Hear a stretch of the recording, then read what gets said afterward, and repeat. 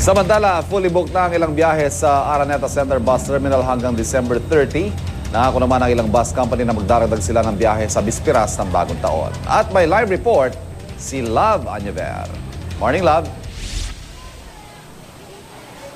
Good morning, Ivan. Eto nga kung kahapon, walang katao-tao masyado dito sa Araneta Bus Terminal. Ngayon naman, Ivan, talaga namang ang pagdagsa ng mga tao, mayat-maya. At napakarami mga dalang mga bagahe. Makikita natin ngayon, talagang punuan na itong area ng Araneta Bus Terminal. Tama ka. Sabi nga ng mga bus companies ay fully booked na silang lahat. Ang gagawin na lamang ng ibang mga tao dito ay syempre pa, ano pa nga ba, Ivan, kundi maghintay ng mga babalik na mga bus at kung sakasakali, parang yung tinatawag natin chance passenger, magiging chance passenger sila o kung sakasakali na halimbawa may ticket pa raw na pwedeng ibigay ang mga bus company ay magbibigay po sila. Ayan, inaasahan nga na simula mamayang gabi ay dadagsahan na muli ang mga pasahero dito nga sa mga paliparan, sa pier at sa mga bus terminal na uwi po para makapili ang kanilang mga pamilya para sa bagong taon. Nitong nakaraang Christmas rush nga, Ivan, umabot sa 12,000 daw kada araw ang mga commuter na nagsiuwian sa mga probinsya patimog. Ayon sa Terminal Administration, karamihan sa mga bus company ay may mga extrang bus.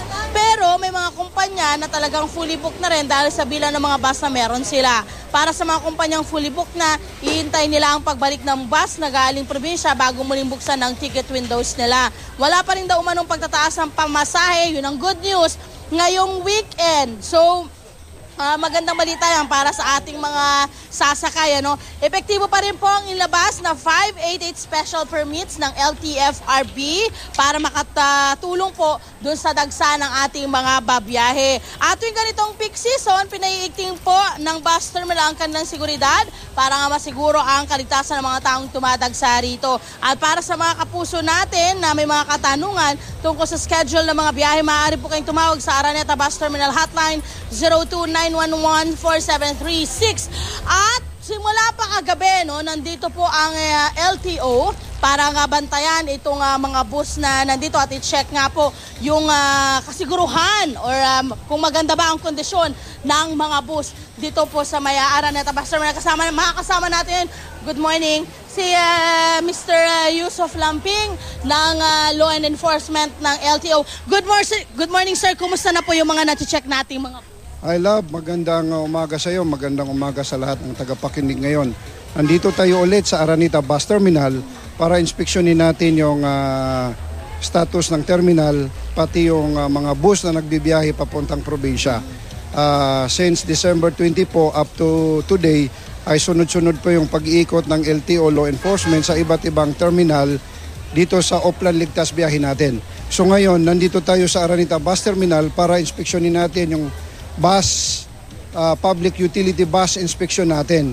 Ito po, Lab, itong motor vehicle and accessories checklist natin ay pag may nakita tayo dito ng mga 3 lang man o 4 na hindi natin ma-check dito ay yung isang bus ay hindi pwede bumiyahe pa probinsya. So meron na po ba tayong mga hindi na pabiyaheng mga bus or meron ba tayong hindi na mga na pagbigyang mga driver dahil may napansin kayong hindi karapat-dapat or hindi sila karapat-dapat magbiyahe? Yes, tama po yun.